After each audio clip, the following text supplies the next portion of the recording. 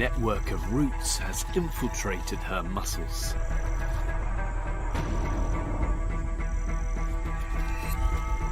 Her body has been taken over by a parasitic fungus.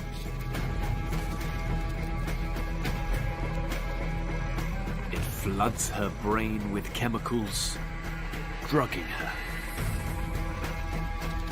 compelling her to head where conditions are perfect.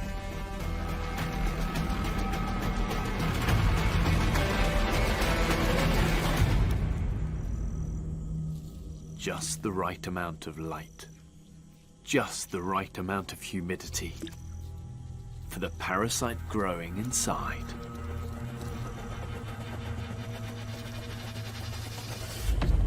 It forces her to clamp down in a deathbite, and Cordyceps reveals its gruesome nature.